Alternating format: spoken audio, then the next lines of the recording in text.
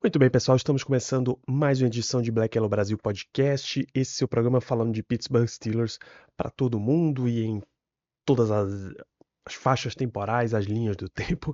Sou Danilo Batista, seu host, seu condutor para mais uma jornada temporal aqui, mais uma aula de história. Hoje a gente tem o episódio número 4 da nossa série Os Seis Anéis, que eu quase chamei nesse momento de O Senhor dos Anéis. Vai saber, né? Enfim, Peter Jackson, não me processe. Warner, Sony, não me processem. Hoje a gente vai falar do Tetra, a história do quarto anel ganho pelo Pittsburgh Steelers, Super Bowl 14, Steelers e Los Angeles Rams. Mas antes da gente embarcar na nossa viagem do tempo, um pequeno bloquinho de recados. Você está assistindo isso aqui pelo YouTube, youtube.com/blackyellowbr, se você não sabia que existia.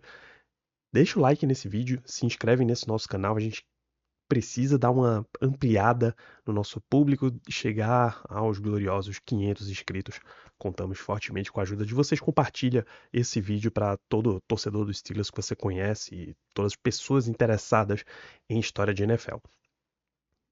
Isso daqui, os nossos conteúdos de vídeo, conteúdo de live, em geral a gente migra eles para podcast. E aí sai no Spotify, também deixa lá a tua avaliação, 5 estrelinhas, compartilha com as pessoas, clica para seguir, o algoritmo é muito importante para a gente. E vai também para a FN Network, somos fnn.com.br, que é a casa de Black Yellow Brasil e de vários outros projetos aí falando de esportes americanos, NFL, NBA, MLB, NHL. Pô, a NHL acabou de encerrar, o Florida Panthers foi campeão, a NBA tá arrumando para os últimos jogos, ali jogo 6, jogo 7, então acompanha com eles por lá e a NFL tá nesse período aí entre os minicamps e os training camps que começam mês que vem em julho, mas nem por isso para de ter notícia dos Steelers. Semana passada, por exemplo, a gente aqui no nosso programa falou da chegada do Aaron Rodgers, nas novelas dos Steelers, estão acompanhando os conteúdos, os cortes aí. Então chega nas nossas redes sociais, @BlackYellowBR no Twitter, no Instagram. São os nossos canais de acompanhar notícias e trazer mais do nosso conteúdo para vocês, né? O Aaron Rodgers assinou, o Mike Tomlin foi colocado no hot seat aí por analistas, né? Tem vários torcedores que colocam, mas o próprio Steelers não. Tem a questão dos Steelers ainda ir atrás de um novo playmaker ofensivo para esse time. Tem a questão da extensão de contrato do TJ Watt. Então tem muita coisa acontecendo nos bastidores ali dos Steelers e a gente vai acompanhando no nosso podcast, nas nossas redes sociais, para ver não só as notícias, mas uma extensa discussão sobre elas. Vem junto com os nossos ouvintes, o nosso grupo no WhatsApp. Manda uma DM pra a gente te inclui, a gente manda, a gente tá o tempo inteiro discutindo, principalmente Pittsburgh Steelers, tá? E se você quiser trajar produtos Black Yellow Brasil, boné, camiseta, moletom, nosso queridíssimo chinelo Black Yellow Brasil, você entra collab55.com/blackyellowbr. É a nossa lojinha. Por favor, ajude a pingar um cascalho nas nossas contas, tá? Dito tudo isso, vamos pegar a nossa máquina do tempo, a nossa cabine telefônica e viajar. Tem duas cabines telefônicas na cultura pop que fazem viagem do tempo. Eu gostaria que você deixasse aqui nos comentários se você conhece essas duas. Uma delas é razoavelmente obscura. Então vamos lá, a gente volta para 1979. Episódio 4 da nossa série Os Seis Anéis. 79 foi o ano em que aconteceu o Super Bowl 13, que foi onde a gente deixou vocês no nosso último episódio, né? O Steelers foi campeão do Super Bowl 13 e garantiu o seu tricampeonato. Em 1979, que é o nosso ano aqui alvo, o Steelers vinha com seu tricampeonato, o Pirates tinha acabado de ser campeão da World Series em 78. Então a cidade ficou muito mal acostumada. A Sports Illustrated meteu essa capa aqui com o Willie Stargell, que era o principal jogador daquele time, do Pirates, e o Terry Bradshaw, quarterback dos Steelers, e tem um ensaio fotográfico enorme e tal. Então a cidade estava acostumada com essa aura de campeonatos. O Penguins não estava tão bem assim. Eles já entravam no campeonato esperando vitórias. O Pirates tem umas duas ou três World Series.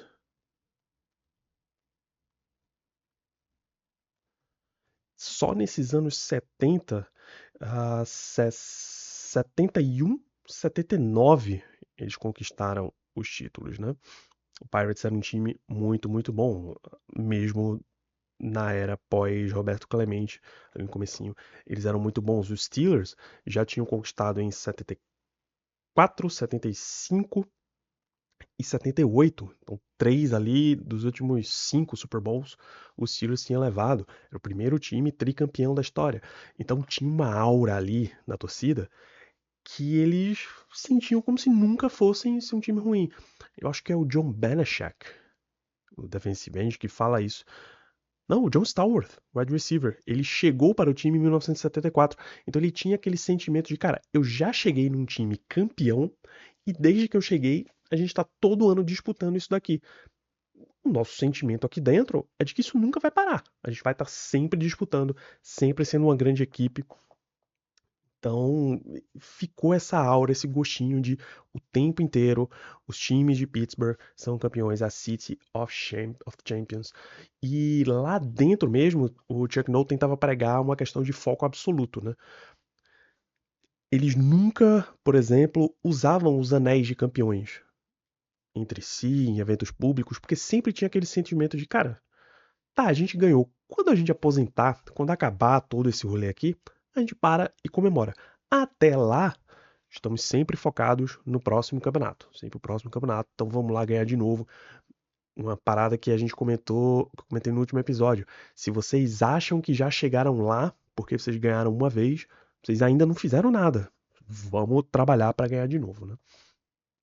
O que é que muda? O Steelers passa em 79 por muita lesão. Muita lesão. Por exemplo, Joe Green, Nelson Greenwood, Jack Ham, Mike Wagner, Rocky Bleier, Franco Harris, todos eles tiveram lesões em algum ponto do campeonato. Tá? Vários deles se recuperariam para o final da temporada. Acho que o Mike Wagner não chegou a jogar o Super Bowl, mas foi ficando meio complicado. E os Steelers começou a depender dos seus reservas. Aí tem um ponto. Os reservas dos Steelers, os reservas daquele time, não são exatamente muito famosos. Um ou outro cara que teve uma ascensão mais tardia, você conhece o nome. Então, por exemplo, o Tony Dungy no jogo passado, mas ele já tinha saído dos Steelers. O John Banachak tem um defensive lineman, que agora também esqueci o nome, mas ele aparece lá no final porque ele vai ser um titular no Super Bowl. Ele também foi crescendo, com a saída, principalmente com a saída do Ernie Holmes. Então o Gary Dunn teve que participar muito dos jogos no começo. Tom Beasley, defensive end, teve que aparecer também. Sidney Thornton, porque em algum ponto tanto o Rocky Bleier quanto o Franco Harris estavam machucados ao mesmo tempo. Então o Thornton, o running back 3, teve que aparecer por ali. Então 1979, que vou confessar pra vocês, é um dos anos que menos trazem bastidores, assim. Até o America's Game, aquele documentário recomendadíssimo, excelente, a gente sempre deixa o link no post dos episódios, que conta a história da temporada e tal. Esse é um ano em que eles mais trazem outros jogadores que participaram pra contar meio a grande história dos caras, né? Eles, por exemplo, gastam uns bons minutos falando sobre o Sidney Thornton, que o Bleier machucou, o Harris machucou, ele entrou e teve a oportunidade, e aí ele sentiu também o tornozelo, enquanto os outros dois estavam começando a voltar, mas ele sentiu o tornozelo e ele viajou para a cidade dele para encontrar uma curandeira, saca? E aí os caras gastam um tempo nessa conversa de curandeira, e a mistura que ela mandou ele fazer cheirava mal, e ele mergulhava o pé nisso daí 3 vezes por dia, e não podia, ele podia recuperar e tal. Então eles gastam muito tempo. Sei lá, o pai do John Banachak, ele é da região de Cleveland, toda a família dele é da região de Cleveland, e os caras eram torcedores frenéticos do Browns. Mas quando o Steelers contratou o cara, ele disse, ok, muda, gira a chavinha, mudei, a partir de hoje eu sou plenamente Pittsburgh Steelers, e eu gostaria que a minha família também fosse. E o pai dele abraçou os Steelers até o final da carreira. Então, 79 é um ano meio complicadinho assim de histórias. A gente já pode pular direto pro calendário, né? O que é que o Steelers fez nessa temporada? Então, na semana 1, vitória contra New England. No overtime, New England é um time de playoff no ano anterior, tá? O Gary Dunn esse defensive tackle reserva, meteu 3 sacks. Na semana seguinte contra o Oilers, o Tom Beasley meteu 11 tackles solo, Banachek, 2 sacks. Então os reservas precisaram aparecer muito durante essa temporada. Na época ali de outubro, a MLB estava na sua fase final. Eu comentei aquele clima de cidade dos campeões que estava Pittsburgh, né? E os Pirates estavam indo muito bem e estavam rumando a playoff. Eles eram muito amigos. Os jogadores do Pirates, quando tinham folga, iam ver jogo dos Steelers. Os jogadores dos Steelers, quando tinham folga, iam ver jogo do Pirates. E aí, nessa fase de outubro, a World Series estava rolando. E os Steelers, o Pirates, eles abriram 1-0 e de repente foram se vendo num 1-1, 2-1. Nesse dia aqui contra Cincinnati, os caras viajaram ouvindo o jogo 3, o Steelers perdeu. No dia seguinte, o Pirates perdeu. E no dia seguinte, ao mesmo tempo, parecia que eles estavam super focados no jogo do Pirates e não dos Steelers. Eles tomaram uma surra do Cincinnati Bengals, que estava 0-6 até ali na campanha. O Chuck Noll chega a comentar depois no vestiário, daquele jeito super macio, super mansinho, super calmo dele, de que, olha, se eu não conhecesse vocês, eu acharia que vocês estavam entregando esse jogo. Eu acharia que vocês estão de sacanagem. Mas eu sei que vocês não estão, então vocês estão completamente desfocados. Os caras estavam super pensando no Pirates, cara, que é bizarro. Aí eles voltam ao foco, né? 42-7 em cima do Broncos. O Dallas Cowboys, que foi o rival no Super Bowl do ano anterior, que tinha sido rival no Super Bowl 3, 4 anos antes, vem a Pittsburgh para jogar, passaram a semana inteira falando e trash talk, a gente vai fazer e vai acontecer e tal. Ficaram conhecidos como os Dallas Cowboys. Tomaram um 14-3, o que é uma dominância defensiva muito forte. O LC Greenwood, ele dá um tackle no Roger Staubach. Óbvio que esse tackle ficou famoso por avaliações de que foi uma jogada suja, mas o Staubach sofreu uma concussão nessa jogada. Ele basicamente aposentou depois desse lance. Ele não conseguiu mais voltar consistentemente. Então o Cowboys perde, o Steelers vai a 7-2. Aqui em San Diego, semana 18, Terry Bradshaw lança 5 interceptações. Mas o time fica sempre numa sensação de, cara, a gente já viveu tudo isso daqui. A gente sabe, por exemplo, que o nosso quarterback é instável jogando, mas que a nossa defesa, o que ele próprio consegue recuperar durante o jogo, a gente traz a vitória. Sabe aquela conversa de time displicente, que sempre que acha que a qualquer momento eles vão arrancar a vitória? Os Steelers tinham um pouco disso. Mas como vocês podem ver aqui, eles estavam com esse sentimento numa campanha 9-3, sabe? Se você, eu detesto fazer isso, mas se você puxar para as últimas campanhas dos Steelers, eles chegariam aqui 9-3, pegariam esse sentimento e viraria 9-3, 9-4, 9-5, 9-6, 9-7, 9-8, sabe? Mas aquele Steelers era especial, eles se recuperaram. Uma vitória contra o Browns, com o LC Greenwood absolutamente dominando. Quando o time estava precisando mesmo, eles estavam perdendo por 10 pontos no quarto quarto. O cara me aparece com 4 sacks e meio entre o quarto quarto e a prorrogação. E o Steelers vence a partida 33-30, indo para 10-3. Então fecha aqui com vitórias 3 dentro da divisão, contra Cleveland, contra Cincinnati, aliás, uma derrota contra Houston em Houston, tá? E uma vitória contra o Buffalo Bills 28-0 para cravar esse 12-4, que colocou os Steelers, claro, no título da divisão novamente, como seed 2, atrás só desse San Diego, né? E aí eles vão para playoff. Né? Wild Card, você teve Denver e Houston, vitória do Houston Oilers, não Houston Texans. Eles foram enfrentar San Diego, venceram também. Era um bom time, era o time do Will Campbell, Dan Pastorini, quarterback, bom time. Pittsburgh recebe Miami, seed 3, e é um jogo tranquilíssimo. Miami não tinha a menor condição de jogar na friaca de Pittsburgh. E aí vamos para o jogo de final de conferência no Three Rivers Stadium. Jogo parelho. Repito, o Oilers era um time muito bom.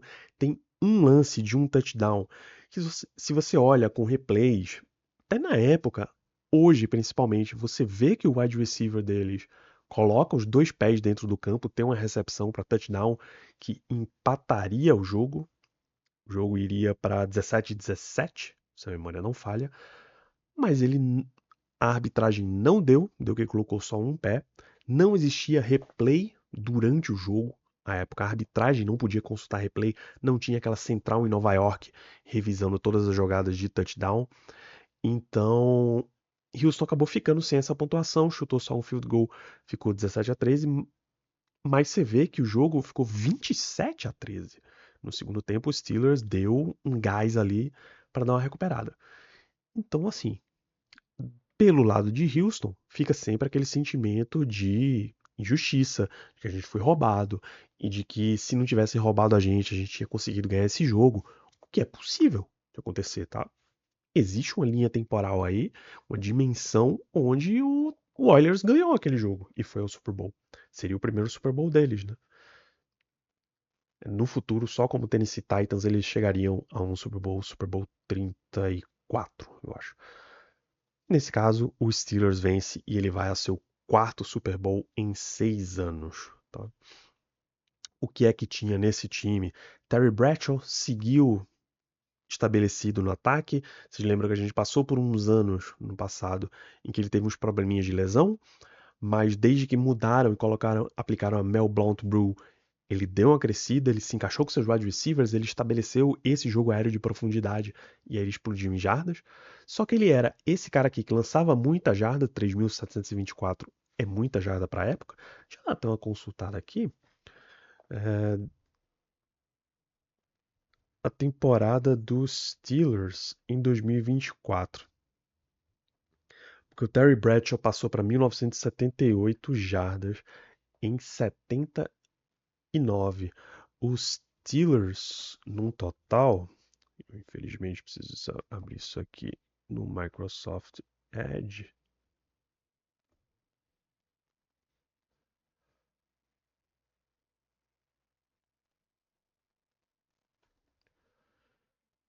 Eles passaram para, ok, 5 mil.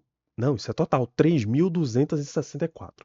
Terry Bradshaw passou para quase 500 jardas a mais em 1979 do que Russell Wilson e Justin Fields combinados em 2024.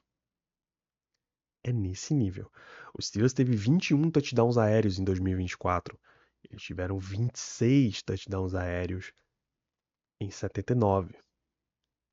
Sabe? A diferença, claro, é que o Steelers 2024 cuidou muito melhor da bola, 6 interceptações só, mas contra 25 do Terry Bradshaw. Então, esse é o Bradshaw, fundamentalmente. Assim, ele é o cara que vai lançar 26 touchdowns, mas vai lançar 25 interceptações no lugar. Eu repito, essa é a última vez que a gente vai falar do Steelers e Bradshaw. Tem um episódio só contando a história dele, tem um link no post, em que ele terminou a carreira com exatamente a mesma quantidade de touchdowns e interceptações, tá? Então, 26 touchdowns, 25 interceptações. O Franco Harris continuava sendo uma referência do time, mesmo com jogos a menos. Ele teve aqui 1.186 jardas, 11 touchdowns corridos, mais 291 jardas recebidas, um touchdown recebido. O Sidney Thornton, 585 jardas corridas, 6 touchdowns, 231 jardas recebidas, 4 touchdowns. Você vê que ele participou bastante da temporada. O Lynn Swann teve problemas de lesão nesse ano, acabou como wide receiver 2, 41 recepções, 808 jardas, 5 touchdowns. E o John Stallworth, 70 recepções, quase o dobro, 1.183 jardas, 8 touchdowns. Eles tinham uma competição entre eles. Assim, o Stallworth ficava insatisfeito quando ele recebia menos passes do que o Swann, quando ele recebia menos touchdowns, a ponto do Chuck Noll bater no ombro dele e perguntar: então, irmão, tu quer ganhar jogo ou tu quer ganhar essa tua competiçãozinha interna, aquele treinador? A gente pode fazer os dois. Eu quero que a bola venha mais pra mim também. Eu quero ganhar jogos. Esse é o tipo de fome sem quebrar o time que a gente gosta de ver nos nossos jogadores, né? Então eles tinham essa competiçãozinha interna. Na defesa, A linha defensiva continuava muito forte, a Steel Curtain, só que revezando jogadores, né? Você conhece o Greenwood e o Green, L.C. Greenwood, Minjo Green são membros os originais aí da Steel Curtain, mas o Steve Furness, John Banachek, Gary Dunn tiveram que aparecer por muitos jogos. E eles foram convertendo os sacks que o time precisava. O Joe Ham, meteu 5 sacks aqui. O Jack Ham, desculpa, gente. O Joe Ham não tem absolutamente nada a ver. O Joe Ham não é o ator, que é o do Mad Men. Enfim. O Jack Lambert, 6 interceptações. O Donnie Shell tinha 5. Acho que o Jack Ham teve quase isso daqui também de interceptações. O Frank Wagner, o Mike Wagner, teve 4 interceptações também. Então era um time cuja defesa jogava muita bola. Continuava carregando esse time, jogando muita bola, mesmo tendo que colocar vários reservas em campo por vários momentos. É,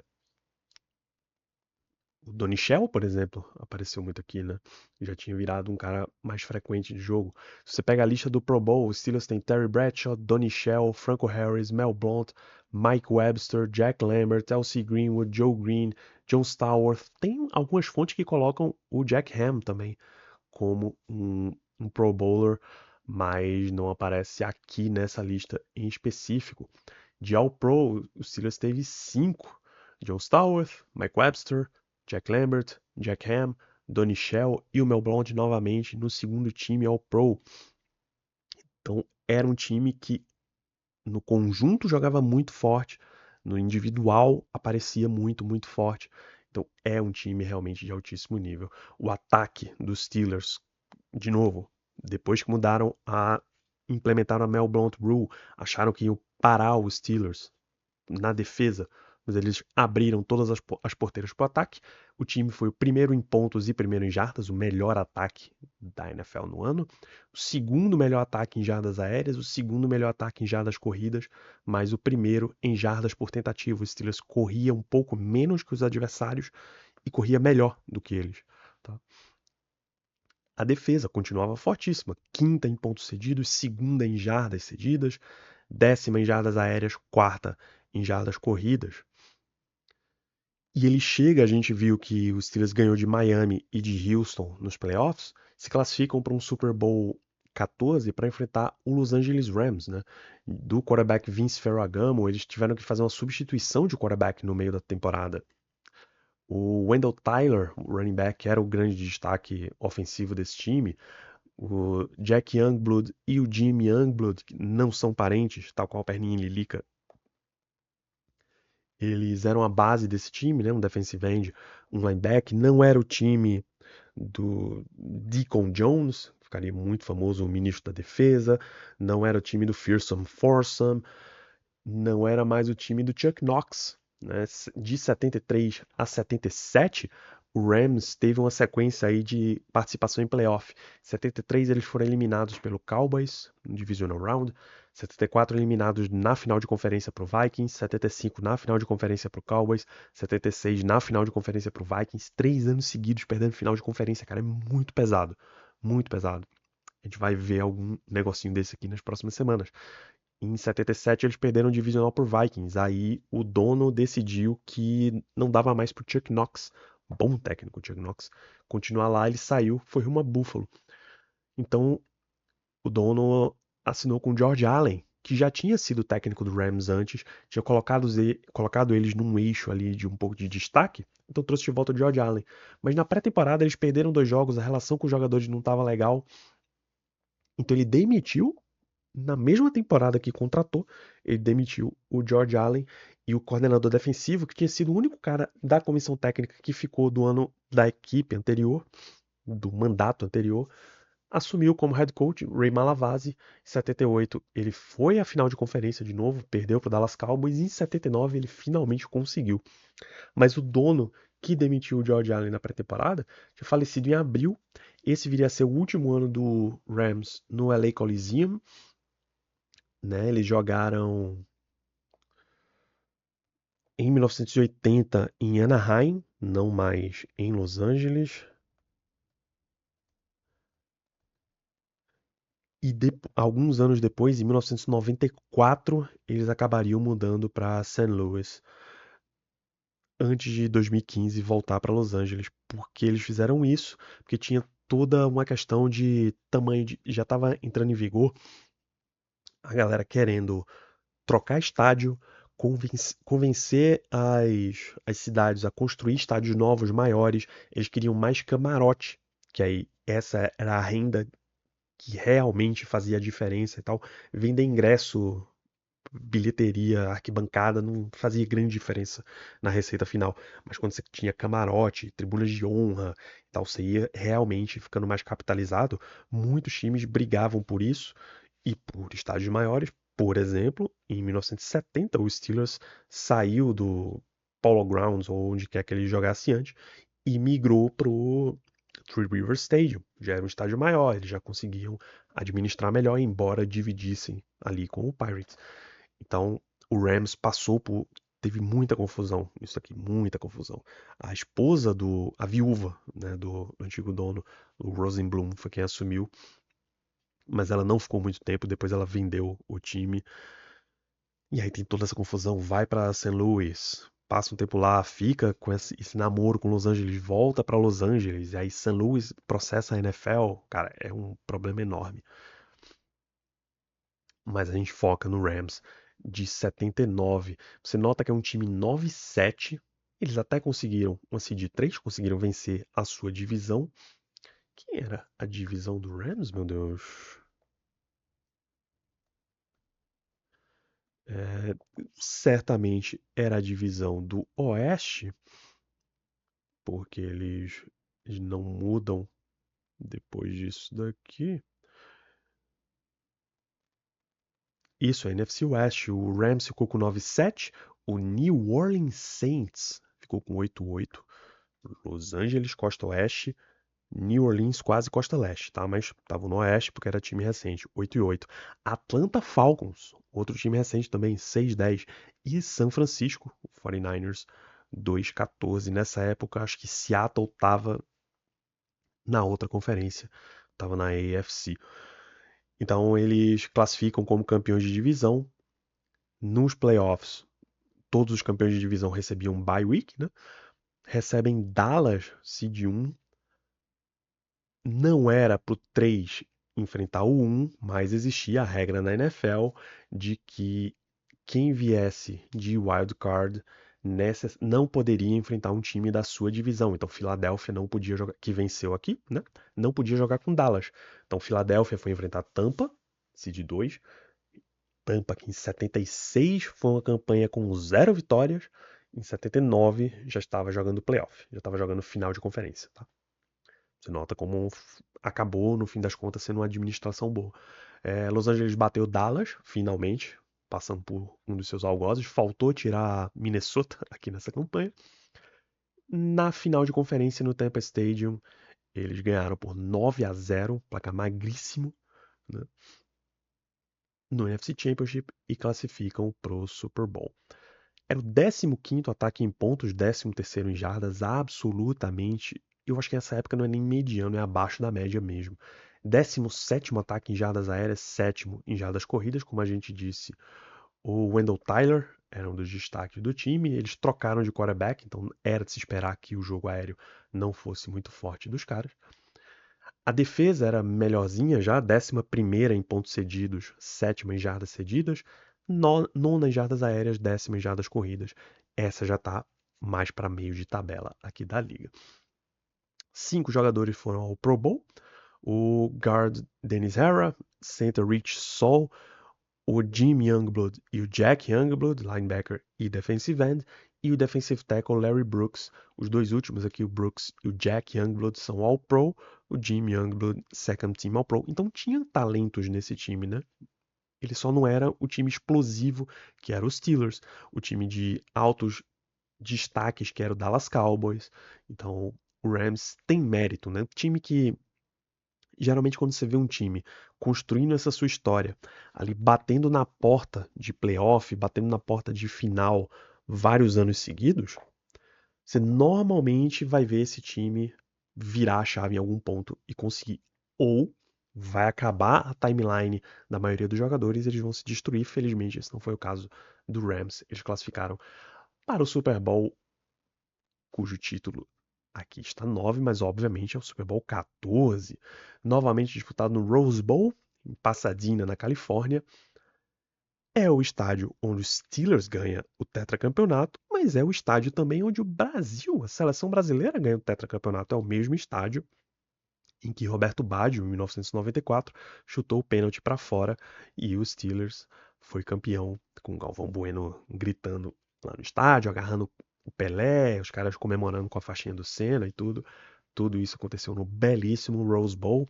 Rose Bowl segue lá, segue de pé, é uma das sedes do Mundial de Clubes da FIFA que está acontecendo enquanto a gente está gravando esse episódio. Ele deve ser uma das sedes do Mundial Rose Bowl World Cup 2026. Ele deve ser uma das sedes do Rose Bowl, né? Isso, Los Angeles Stadium, ele vai ser uma das sedes da Copa do Mundo. O Rose Bowl, o bowl de futebol americano universitário acontece ainda todo ano no estádio. É um dos grandes eventos do futebol americano universitário. Então, é um estádio super icônico, recomendadíssimo. Todo ano você pode ligar no Rose Bowl, que é sucesso.